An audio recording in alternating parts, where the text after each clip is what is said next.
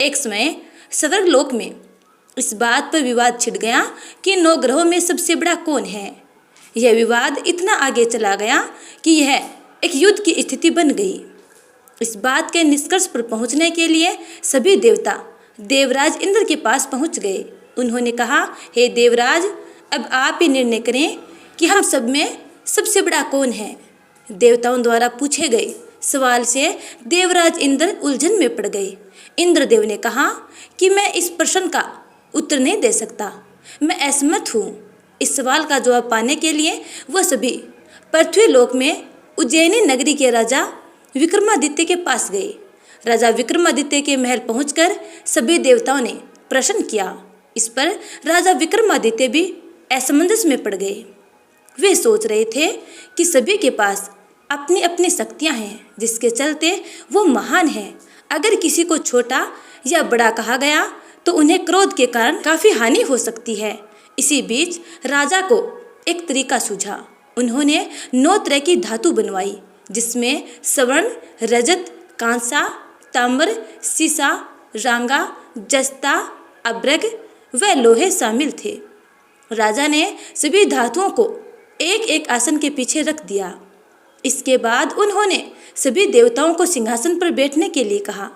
देवताओं के गुणों के अनुसार सभी आसनों को एक दूसरे के पीछे रखवाकर उन्होंने देवताओं को अपने अपने सिंहासन पर बैठने को कहा।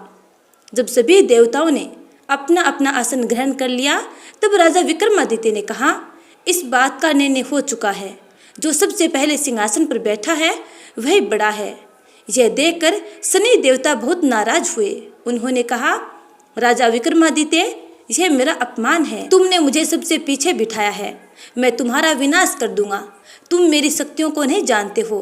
शनि ने कहा, एक राशि पर सूर्य 1 महीने, चंद्रमा 2.25 दिन, मंगल 1.5 महीने, बुध और शुक्र 1 महीने, बृहस्पति 13 महीने रहते हैं, लेकिन मैं किसी भी राशि पर 7.5 वर्ष तक रहता हूँ। मैंने अपने प्रकोप से बड़े बड़े देवताओं को पीड़ित किया है। वो मेरा ही प्रकोप था कि राम को वन में जाकर रहना पड़ा था, क्योंकि उन पर 7.5 थी। रावण की मृत्यु भी इसी कारण हुई। अब तू भी मेरे प्रकोप से बच नहीं पाएगा। शनि देव ने बेहद क्रोध में वहाँ से विदा ली। वहीं बाकी के सब देवता खुशी खुशी से वहाँ से चले गए। इसके बाद सब कुछ सामान्य ही चलता रहा। राजा विक्रमादित्य पहले की तरह ही न्याय करते रहे। दिन ऐसे ही बीतते रहे, लेकिन शनिदेव अपना अपमान नहीं भूले। एक दिन शनिदेव बदला लेने के लिए घोड़े के व्यापारी के रूप में राज्य में पहुँचे। जब राजा विक्रमादित्य को इस बात का पता चला तो उन्होंने अपने अश्वपाल को कुछ घोड़े खरीदने के लिए भेजा। अश्वपाल लौट आया और राजा को बताया कि घोड़े बेहद ही कीमती हैं। राजा ने खुद जाकर एक सुंदर और शक्तिशाली घोड़ा पसंद किया और उसकी चाल देखने के लिए घोड़े पर सवार हो गए। जैसे ही राजा विक्रमादित्य घोड़े पर बैठे, वैसे ही घोड़ा बिजली की रफ्तार से दौड़ पड़ा। घोड़ा राजा को एक जंगल ले गया और वहां जाकर राजा को नीचे गिरा दिया और फिर कहीं गायब हो गया। राजा राज्य का रास्ता ढूंढने के लिए जंगल में भटकने लगा, लेकिन उसे कोई रास्ता न मिला। कुछ समय बाद उसे एक चरवाहा मिला। भूख प्यास से परेशान उस राजा ने चरवाहे से पानी मांगा। चरवाहे ने उसे पानी दिया और राजा ने उसे अपनी एक अंगूठी दे दी। रास्ता पूछकर राजा जंगल से निकल गया और पास में ही मौजूद एक नगर में पहुंच गया। एक सेठ की दुकान पर राजा ने कुछ आराम के लिए रुका। वहां सेठ से बातचीत करते हुए उसने बताया कि वो उज्जैनी नगरी से आया है। राजा कुछ देर तक उस दुकान पर बैठा। जितनी देर वो वहाँ बैठा, सेठ जी की काफ़ी बिक्री हो गई। सेठ ने खुद को बहुत भाग्यवान समझा। सेठ ने राजा को अपने घर खाने पर आमंत्रित किया। सेठ के घर में एक खूंटी पर सोने का हार लटका था। उसी कमरे में वो राजा को छोड़कर बाहर चला गया। कुछ समय बाद खूंटी उस सोने के हार को निगल गई। सेठ ने विक्रमादित्य से वापस आकर पूछा कि उसका हार कहाँ है। तब राजा ने उसे हार गायब होने की बात बताई। इस पर सेठ ने राजा पर क्रोधित होकर चोरी करने के अपराध में विक्रमादित्य के हाथ पांव काटने का आदेश दे दिया। राजा विक्रमादित्य के हाथ पांव काटकर उसे नगर की सड़क पर छोड़ दिया गया। फिर कुछ समय बाद विक्रमादित्य को एक तेली अपने साथ ले गया। तेली ने उसे अपने कोलों पर बिठाया। वह पूरे दिन बैलों को आवाज देकर हाँकता था। विक्रमादित्य का जीवन इसी तरह यापन होता रहा। उस पर सने की 7.5 थी, जिसके खत्म होने पर वर्षा ऋतु प्रारंभ हुई। एक दिन राजा मेघ मल्हार गा रहे थे। उसी समय उस नगर के राजा की बेटी राजकुमारी मोहिनी ने उसकी आवाज़ सुनी। उसे आवाज़ बेहद पसंद आई। मोहिनी ने अपनी दासी को भेजकर गाने वाले को बुलाने को कहा। जब दासी लौटी तो उसने अपंग राजा के बारे में मोहिनी को सब बताया, लेकिन राजकुमारी उसके मेघ मल्हार पर मोहित हो चुकी थी। अपंग होने के बाद भी वह राजा से विवाह करने के लिए मान गई। जब मोहिनी के माता पिता को इसका पता चला तो वे हैरान रह गए। रानी ने अपनी बेटी को समझाते हुए कहा कि तेरे भाग्य में किसी राजा की रानी का सुख है, तू इस अपंग से क्यों विवाह करना चाहती है। लेकिन समझाने के बावजूद भी राजकुमारी अपनी जिद पर अड़ी रही। जिद को पूरा कराने के लिए राजकुमारी ने भोजन छोड़ दिया। अपनी बेटी की खुशी के लिए राजा रानी अपंग विक्रमादित्य से मोहिनी का विवाह करने के लिए तैयार हो गए। दोनों का विवाह हुआ और वो तेली के घर रहने लगे। उसी दिन विक्रमादित्य के सपने में शनिदेव आए और उन्होंने कहा कि देखा तूने मेरा प्रकोप राजा। राजा ने शनिदेव से उसी समय क्षमा याचना की।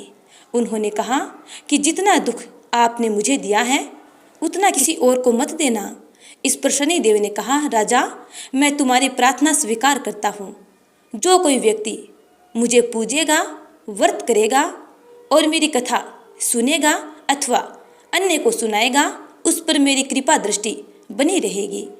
सुबह राजा विक्रमादित्य की नींद खुली तो उसने देखा कि उसके हाथ पांव वापस आ गए हैं। उन्होंने मन ही मन में शनिदेव को नमन किया। राजकुमारी भी विक्रमादित्य के हाथ पैर देखकर हैरान रह गई। तब राजा ने शनिदेव के प्रकोप की कथा सुनाई। जब सेठ को यह बात पता चली तो वो तेली के घर पहुंचा। उसने राजा विक्रमादित्य से उनके पैरों में गिरकर माफी मांगी। राजा ने सेठ को माफ कर दिया।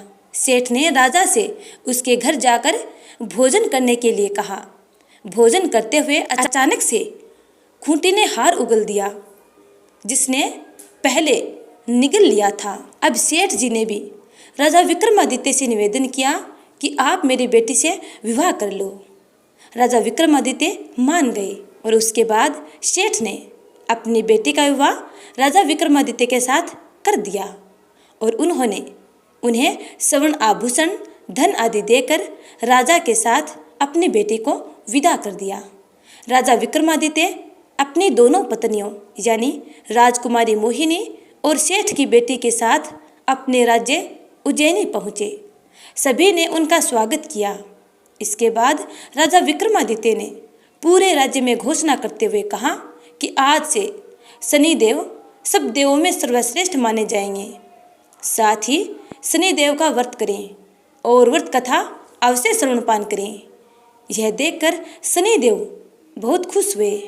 व्रत करने और व्रत कथा सुनने से शनिदेव की कृपा उन सब पर रहने लगी और उनके राज्य में सभी लोग आनंद पूर्वक रहने लगे। तो प्रेम से बोलिए जय शनिदेव। आप सुनते हैं अगली कथा। एक बूढ़ा ब्राह्मण था। वह रोज पीपल को जल से सींचता था। पीपल में से रोज एक लड़की निकलती और कहती, पिताजी मैं आपके साथ जाऊंगी। यह सुनते सुनते वह वृद्ध व्यक्ति दिन ब दिन कमजोर होने लगा। तो बुढ़िया माई ने पूछा कि क्या बात है। तब वृद्ध बोला कि पीपल से एक लड़की निकलती है और कहती है कि वह भी मेरे साथ चलेगी।